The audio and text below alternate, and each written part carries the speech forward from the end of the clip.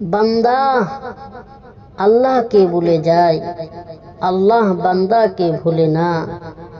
যখন কোনো বান্দা শয়তানের ধোঁকায় পড়ে নাফরমানি করে, আল্লাহ রাব্বুল আলামিন সেই বান্দাকে ডাক দিয়ে বলে, এ বান্দা, তুমি নাফরমানি করেছ, আমার কাছে তওবা করো, আমি তওবার দরজা তোমার জন্য সর্বদাই খোলা রেখেছি।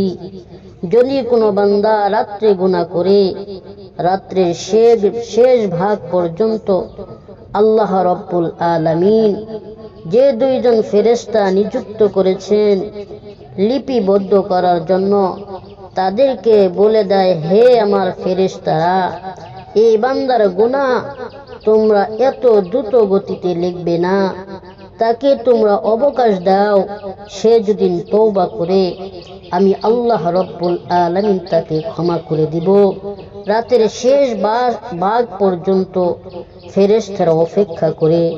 যদি কোনো বান্দা দিনে গুনাহ করে, দিনের শেষ ভাগ পর্যন্ত ফেরেশতারা অপেক্ষা করে। আর এর মাঝে যদি কোনো বান্দা তওবা করে ফেলে, তাহলে তার আমল নামার ভিতরে গুনাহ লেখা হয় না। তাহলে আল্লাহ রাব্বুল আলামিন আপনাকে আমাকে কতটা মহব্বত করে ভালোবাসে। আল্লাহ তাআলা এই জন্য বলেন, তুবু ইলাল্লাহ তাওবাতান নাসুহা, আসো বান্দা আসো, আমার কাছে আও, আমার কাছে তওবা করো, আমি আল্লাহ রাব্বুল আলামিন তোমার জন্য তওবার দরজা সর্বদাই খোলা রেখেছি।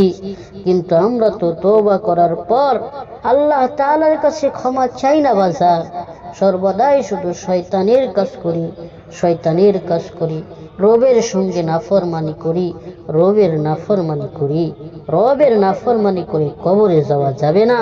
কবরটা তাহলে ভয়ঙ্কর হয়ে যাবে, কবরটা কঠিন হয়ে যাবে।